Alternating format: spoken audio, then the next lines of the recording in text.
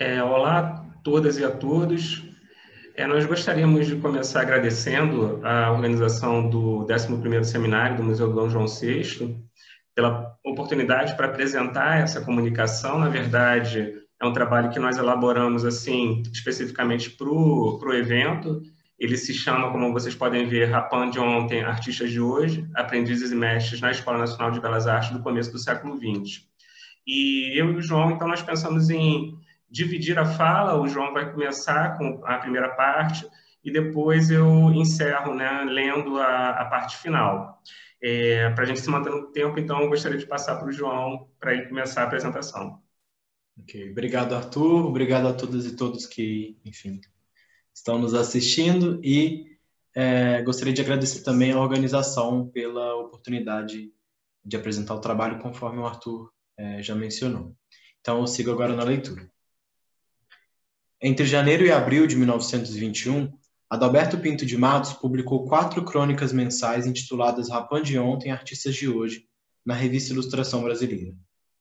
A série apresenta um panorama da Escola Nacional de Belas Artes, a ENBA, nos primeiros anos do século XX, possuindo grande valor para a história da arte no Brasil, tanto por seu caráter memorialístico quanto pela raridade do tipo de fonte.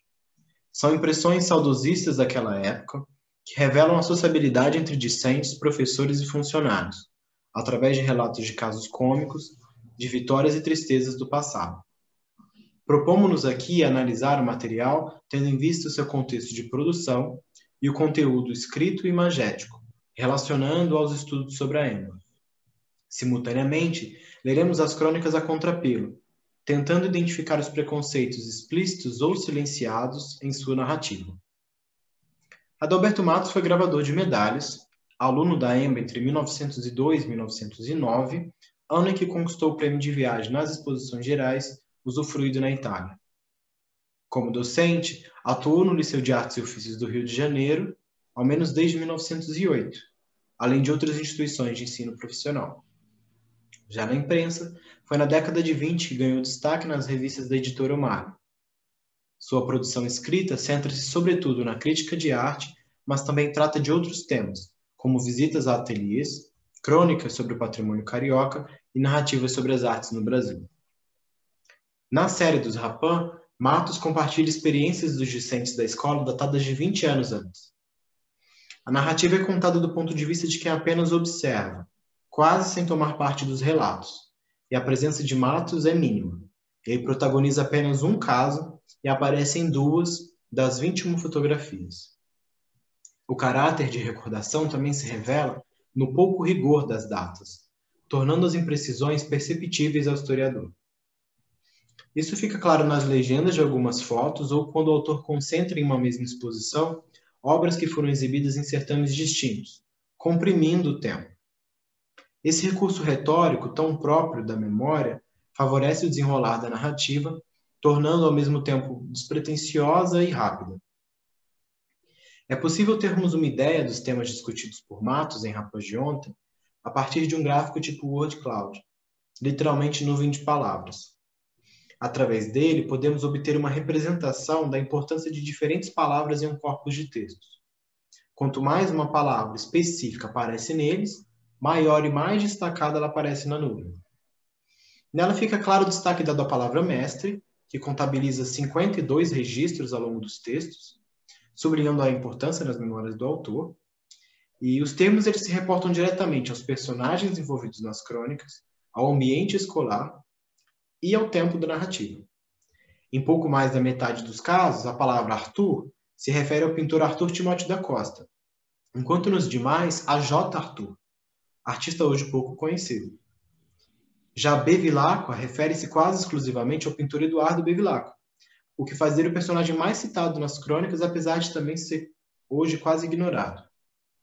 Após analisarmos brevemente o termo Rapan, que dá título à série, dedicaremos a parte seguinte ao termo mais recorrente, mestre. Uma vez que os personagens efetivamente mais discutidos são os aprendizes, dedicaremos a eles a terceira e a quarta partes da apresentação. O título da série faz menção ao olhar de Matos para o início de sua carreira nas artes, como aluno da escola. Isso explica o uso do termo Rapan comumente associado na França do século XIX ao jovem ingressante dos ateliês de arte. Verificar os significados do termo nesse contexto nos ajuda a esclarecer suas possíveis conotações no Rio de Janeiro do começo do século XX. Para o caso francês, Anne-Marie Fougier resume, e eu cito: alunos recém-chegados, em ateliês privados e academias, eram chamados de rapins. Esse termo é de origem obscura. O grande dicionário universal de Pierre Larousse sugere que talvez fosse usado em lugar de raspin, ralador ou triturador de cores, ou que derive do termo rapine. Em 1824, um rapin é um pequeno saqueador. O termo designava os alunos que apenas copiavam desenhos ou que desenhavam a partir de relevos. Fim de citação. Há outras acepções, no entanto. Conforme Luz estabelece, antes da difusão do termo boêmio, era o jovem ingressante nos ateliês quem condensava várias das características posteriormente associadas à boemia. A pobreza, a vida no quartier latin, a oposição à burguesia, as vestes excêntricas, o uso da barba e da cabeleira e a busca da afirmação de uma personalidade artística. Já de acordo com François Pedron, o termo rapin, em sentido figurado, cito, era usado para exprimir as qualidades de fantasia, juventude, de bom humor, o caráter boêmio habitualmente próprio ao aluno pintor. Fim de citação. Em certa medida, portanto, é possível dizer que os conceitos de rapin e de boêmios se interrelacionavam. Nas crônicas, Matos não afirma que os rapins da Emba tinham as mesmas obrigações que os franceses, mas seu emprego do termo certamente compreende a noção de aprendizes de espírito boêmio e jovial. Isso fica evidente pelo viés dos casos narrados, que priorizam muitas vezes o jocoso, como os espanta-coiós, que eram bombas e bombinhas de folguedos juninos, que o rapin Francisco Mano acendia em sala de aula, ou a tentativa de um calouro de comer um suspiro de gesso, crendo selo real. Some-se aí sua menção à participação dos jovens artistas nos encontros do Café Paris, no Largo da Carioca, onde reuniam-se todos eles à noite a discutir a arte, ciência e a vida livre. Assim, quando Matos utiliza o termo rapin, evoca todo o imaginário construído a partir do século XIX. Como adiantamos, o termo mais frequente nos artigos é mestre. Dentre os mais referidos por Matos estão Henrique Bernardelli, Daniel Berrar, João Zeferino da Costa e Homem de Melo. Nas crônicas, o primeiro a ser abordado é Berrar, professor da cadeira de desenho figurado entre 1896 e 1910, quando faleceu. Matos destaca a excelência da obra de Berrar, especialmente de seus retratos pintados, nos quais o mestre, cito, procurava dar mais que a simples semelhança, rebuscava no recôndito do modelo, dentro da própria alma, a psicologia que os pincéis traduziam para a tela. Isso parece explicar, segundo ele, a repulsa de Berrar com relação ao uso da fotografia como auxiliar da pintura, em especial em retratos. Em certo episódio, o personagem a ser retratado era o citado Homem de Melo, que, não gozando de boa saúde, não podia ir posar no ateliê de Berrar. Diz o Matos, a perspectiva do emprego da fotografia era um suplício para o mestre, que então foi chamado para realizar o instantâneo e resolver a questão. Apesar disso, Berrar não teria sido capaz de finalizar o retrato daquele modo. Ao cabo, foi necessário que Homem de Melo fosse até seu ateliê, segundo Matos, pois pela fotografia não sabia fazer coisa alguma. No caso Berrar, tinha necessidade de ter diante de si a natureza palpitante de vida, fonte perene de todas as grandezas da arte. A resistência de Berrar confirma o quanto conviviam na Emba tendências estéticas distintas. Por um lado, desde o fim do século XIX, encontramos artistas que se valiam da fotografia para o ensino, como substituto das estampas e como referência de obras. Tais artistas, como Zeferino da Costa e os irmãos Bernardelli, eram da mesma geração de Berrar e no princípio do século XX também ocupavam cadeiras da escola. Já o relativo endosso por Matos dos procedimentos de Berrar e seu juízo positivo sobre seus retratos indicam que talvez, também para ele, o uso da fotografia incapacitasse a fixação da psicologia da alma do retratado, o que só se poderia fazer a partir de uma tomada do natural. Nesse sentido, os atributos destacados por Matos sobre os retratos de Berrar parecem reveladores de seus juízos como crítico de arte. Haja visto a importância dada por ele na década de 20 à captação de temperamento, dos retratados, para além de uma verossimilhança. Uma exigência que, na verdade, não era apenas sua, mas também de outros críticos, artistas e professores da época, conforme já desenvolvemos em outros trabalhos. Se Bérard tem precedência nas crônicas, o mestre mais citado é Henrique Bernardelli. A bibliografia informa que ele foi nomeado professor de uma das cadeiras de pintura da escola por ocasião da reforma da EMBA em 1890, permanecendo até 1906. Embora muito provavelmente nunca tenha sido aluno de Bernardelli, Matos relata com simpatia vários incidentes ocorridos em suas aulas e a amizade que o mestre cultivava com seus discípulos. Segundo Matos, em suas classes, o ambiente era agradável. O mestre amigo tinha sempre uma pilhéria para o discípulo que boiava. Eram comuns os alunos irem em sua companhia para o campo e para as praias, onde a par de estudos realizavam convescotes, sem que, entretanto, a camaradagem diminuísse o respeito devido. Os alunos aprendiam com prazer, guiados por mão sábia, produziam com vantagem. Hoje já sabemos que a prática da pintura ao ar livre no Brasil remonta à Academia Imperial, ao menos às aulas de Augusto Miller, sucedidos nos anos 80 por Zeferino da Costa e Jorge Green. Após a reforma de 1890, o currículo de pintura da EMBA não só manteve os estudos ao ar livre, como os ampliou com a associação de modelo vivo à paisagem. Isso é exemplificado, por exemplo, nos programas de pintura apresentados por Bernardelli e Rodolfo Amoedo em 1891. Bernardelli então propunha que os discentes realizassem, eu cito, cabeças de modelo vivo em luz de interno e ar livre, e pintassem ao interno e ao ar livre uma figura ao tamanho natural, nua e vestida. Assim, Matos revela que atividades afinadas com esse programa se mantiveram no início do século XX. São especialmente notáveis nesse sentido duas fotos publicadas nas crônicas de fevereiro e abril que apresentam o mesmo grupo de discentes em uma aula de pintura ao ar livre. É possível observar uma das telas em execução, à esquerda, figurando uma senhora em aparentes trajes rurais italianos. Isso indica que estamos diante de uma sessão de pintura de modelo vivo ao ar livre. Já a contradição das datas nas legendas dessas fotos, 1906 na primeira e 1907 na segunda, pode ser esclarecida a partir de uma terceira fotografia da mesma ocasião, que nos foi revelada pela professora Ana Cavalcante e pertence ao acervo do Sr. Tobias Visconti, e aqui nós agradecemos aos dois. Há nela alguns novos personagens, como o pintor Eliseu Visconti, portando um guarda-sol, e a própria modelo, em seu lado esquerdo, recuado. Visconti, surpreendentemente nunca citado por Matos na série, foi nomeado para a cadeira de pintura da EMBA em 1906, para substituir Bernardelli, assumindo definitivamente em 1908 após retornar da Europa. Tudo indica, portanto, que as fotos reproduzidas por Matos são de uma aula de Visconti entre março de 1908 e junho de 1913, data em que ele retornou a Paris. Visconti estudou na AIBA com Bernardelli e Amoedo, e parecia, assim, perpetuar a didática dos mestres que o precederam.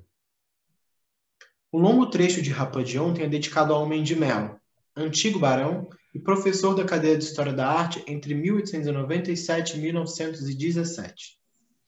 Matos enfatiza o caráter bondoso e a grande erudição do Homem de Melo, bem como seu entusiasmo pela história do Egito. Além de citar uma antipatia entre o Homem de Melo e o professor Araújo Viana, pontua também que sua classe era, cito, a que mais se prestava às troças. E depois rememora a ocasião em que o idoso Homem de Melo, que passara por uma operação de catarata e tinha a vista já muito fraca, tomou uma escultura de Apolo como sendo uma Vênus. O engano, descoberto, diz Matos, enquanto as suas mãos trêmulas acariciavam as formas da estátua, motivou a gargalhada dos discentes, fazendo com que, cito Matos, a sensibilidade do bondoso mestre se sentisse profundamente ferida. Já Zeferino da Costa, professor de modelo vivo entre 1897 e 1915, tem presença relativamente discreta na série, se compararmos as profusas vezes em que Matos reitera a importância do artista ao longo de sua produção crítica. Foi provavelmente em suas classes que Matos o conheceu, a quem qualificava como glorioso por todos os títulos, o maior artista brasileiro que até hoje temos possuído. Como veremos adiante, Zeferino é destacado na série sobretudo por seu papel mediador entre os discentes. O último mestre citado por Matos foi seu professor de gravura de medalhas e pedras preciosas, o italiano Augusto Girardet. Conforme Alfredo Galvão, Girardet regeu a cadeira entre 1891 e 1934, quando se aposentou. Vale lembrar que Matos foi o autor daquele que provavelmente é ainda hoje o mais amplo trabalho sobre o mestre, Augusto Giorgio Girardet, pai dos gravadores brasileiros, publicado em 1955. Já nas crônicas, Matos pouco revela sobre o mestre, apenas se detendo, de modo algo jocoso, sobre a reserva de Girardet em seu espaço de trabalho e ensino. Representava a aula de gravura o maior mistério para a rapaziada, pois era a única aula em que ninguém penetrava, porque as ordens eram severas. Mestre Girardet não dava uma folga, sempre enfurnado lá dentro da manhã à noite. Tal procedimento provocava o humor da rapaziada, que propalava por toda a escola que o mestre cozinhava na aula os gatos da vizinhança, e daí o seu gênio impertinente. Coitado dos bichinhos.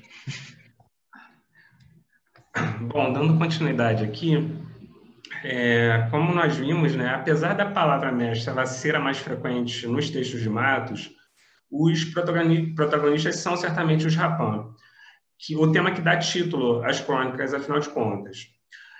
O Matos enfatiza o aspecto fraternal do ambiente da EMBA, mas uma leitura atenta das suas crônicas revela que a escola era também caracterizada pela emulação, pelos trotes de mau gosto, pelos apelidos grosseiros e por rígidas hierarquias que opunham entre si professores e alunos, mas também veteranos e calouros. Desde a primeira crônica, aparecem menções sobre a hierarquia entre discentes. O Matos recorda, por exemplo, o quanto os novatos respeitavam os veteranos dentro da EMBA, e eu cito, quando algum deles passava, era como se um ente sobrenatural aparecesse. Respeito mesclado com o desejo de um dia ser como eles, adiantados, poder andar com uma caixa de pintura, ir ao ateliê do mestre. Fim de citação. Se esse trecho especificamente remete a uma espécie de veneração dos novatos com relação aos veteranos, no restante da série, as relações entre os dois grupos tendem a ser bem mais conflituosas. Segundo Matos, após o retorno das férias escolares anuais, a atenção se voltava para os ingressantes, com a aplicação de trotes e batizados. O batizado ou batismo, como explica o Matos, era um completo banho que servia para purificar a alma e o sentimento artístico ainda nascente.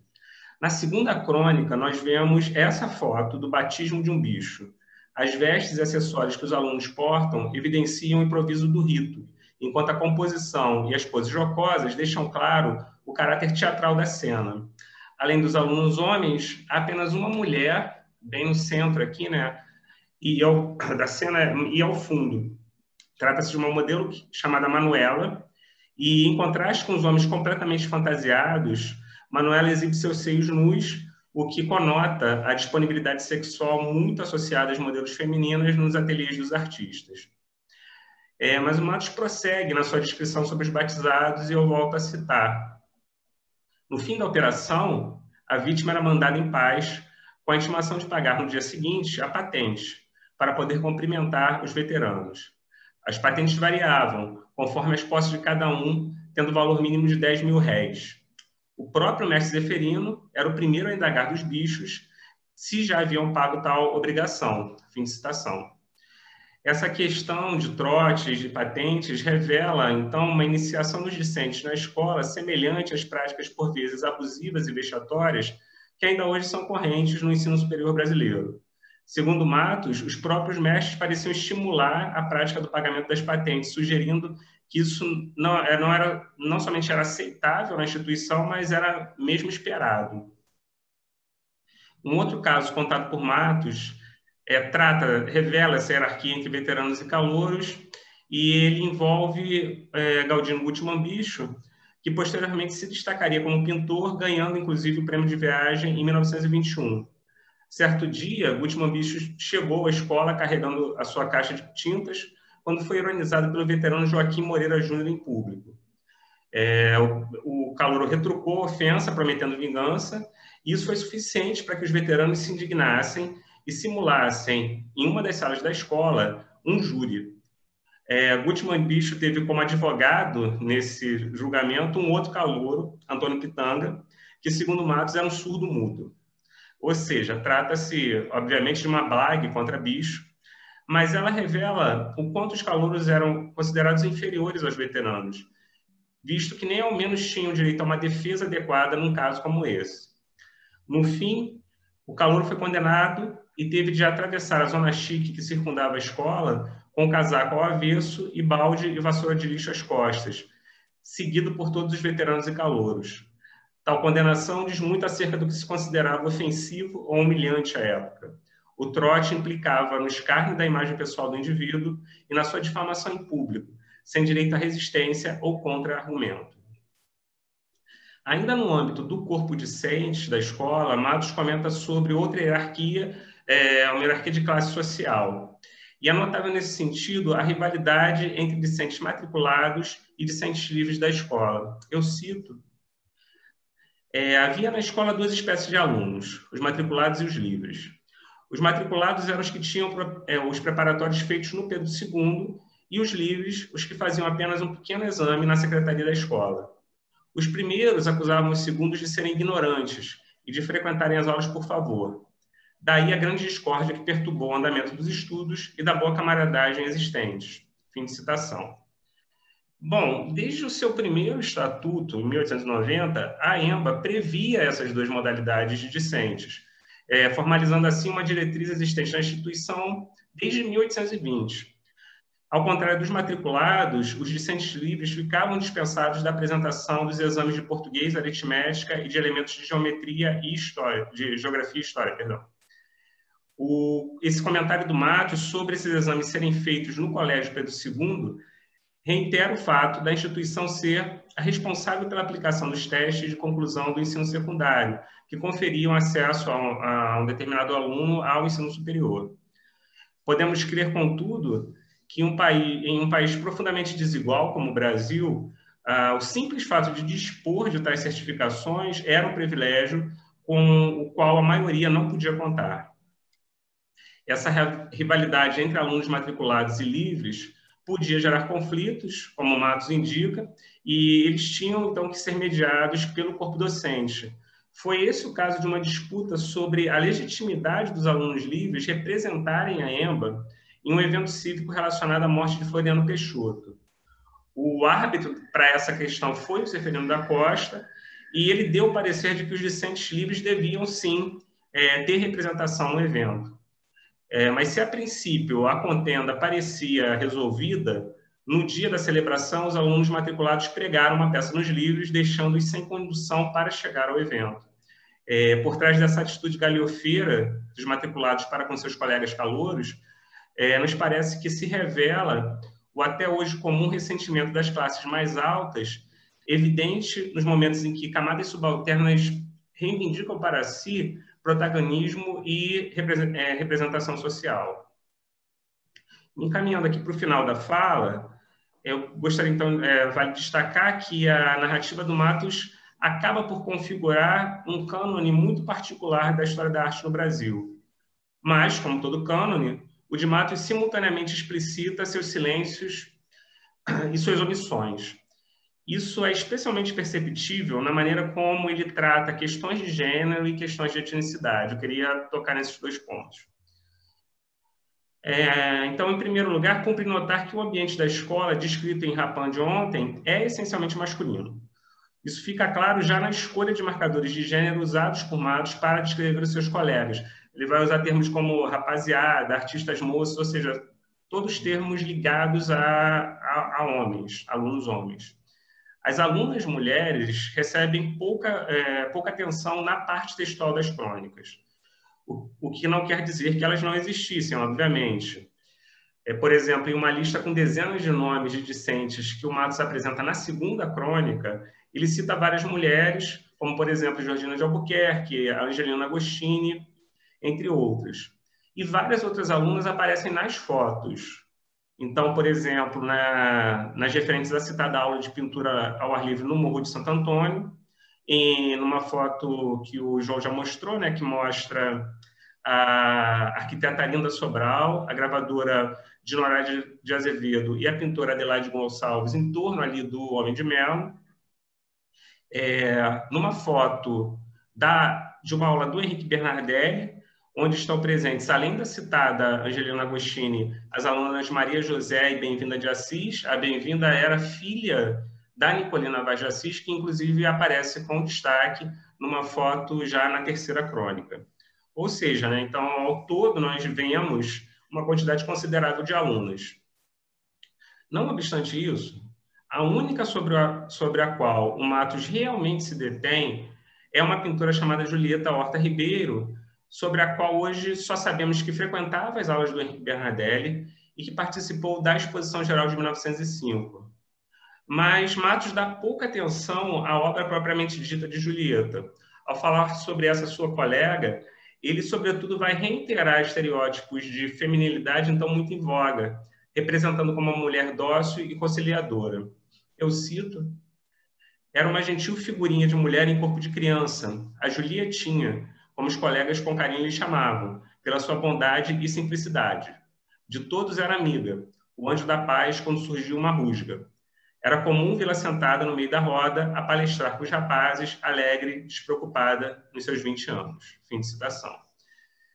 Então, ao mesmo tempo em que evita qualquer implicação erótica dessa presença de uma mulher em meio à roda de jovens homens, Matos complementa sua descrição de Julietinha com relatos de sua morte causada por uma tuberculose, ou seja, enfatizando, então, seu caráter supostamente frágil. E, por fim, Julieta Ribeiro é destacada como modelo, desempenhando um outro papel condizente com os estereótipos da época. Matos lembra de um retrato da artista pintado por Eduardo Bevilacqua, que é reproduzido logo na primeira crônica, ou seja, essa reprodução aqui que eu mostrei antes, né? Essa daqui sai lá em 1906, e o que a reprodução um pouquinho melhor, né? E nela a gente pode perceber que o retrato é caracterizado por decoro, respeito e distanciamento, de um modo muito semelhante ao da descrição que o Matos fornece da artista em palavras nos seus textos. Para nós, mais do que uma postura sexista deliberada, essa relativa desconsideração de Matos pelas alunas mulheres e suas obras parece ser fruto direto da sociedade em que ele vivia. Isso é acentuado pelo fato dele privilegiar aspectos jocosos da rotina da Emba, o que, de certo modo, de antemão, impossibilita que as mulheres tenham o mesmo destaque que os homens na série, pois qualquer associação das artistas àqueles tipos de conduta masculina seria tomada como um desvio de comportamento, em especial no ambiente público como o da escola. Por fim, um último aspecto silenciado por Matos, que nós gostaríamos de mencionar, diz respeito aos marcadores étnicos. E isso, para nós, leitores contemporâneos, é muito evidente, sobretudo quando ele se refere aos irmãos Arthur e João Timóteo da Costa, cujo renome na historiografia atual, em grande medida, se deve ao fato de eles serem rotulados como pintores negros. O silêncio de Matos é notável se recordarmos que, em 1922, ou seja, logo depois da publicação de Rapin de Ontem, o Arthur morreria internado no Hospício Pedro II para alienados mentais e, 10 anos depois, em 1932, o João teria o mesmo destino. Ou seja, os irmãos reiteraram, assim, uma cena frequente entre os artistas negros de finais do Império e inícios da República, cujas biografias concluem-se, muitas vezes, na miséria, na doença, na loucura, no alcoolismo ou mesmo no suicídio. Talvez Matos não pudesse prever o que aconteceria com os irmãos Timóteo, mas o certo é que ele tinha um amigo, um outro artista negro, que também teria enlouquecido. Trata-se de José Amarante de Oliveira, outro nome hoje quase esquecido. O Oliveira é destacado em nada menos do que 3 fotos das crônicas, e na legenda de uma delas ele é apresentado, inclusive, como o maior talento da sua geração. O texto da crônica reitera esse juízo, mas, ao mesmo tempo, ele trai a avaliação um pouco lisonjeira que o Matos tinha da aparência de seu amigo, sem, no entanto, em nenhum momento fazer referência à sua etnia. Eu cito: Oliveira era atarracado, de cartolinha menor do que a cabeça. Apesar da grotesca figura, foi o maior talento que passou pela escola no seu tempo. Fim de citação. É certo que Matos não esconde a pobreza dos irmãos Timóteo ou a do Oliveira. Em certo trecho, ele afirma que, durante as férias, para ganhar a vida, João Timóteo retocava fotografias e Arthur Timóteo fazia cenografia. Em outro trecho, ele revela que Oliveira era, nas horas vagas, um porteiro no prédio da Associação Comercial. Mas dentro da EMBA, a pobreza não bastaria para individualizar os discentes negros, uma vez que a maioria do alunado era muito pobre. Logo, para nós, se Matos não problematiza esses presumíveis laços entre etnicidade de um lado e pobreza e loucura de outro, isso nos parece ser um outro indício dos limites do seu texto.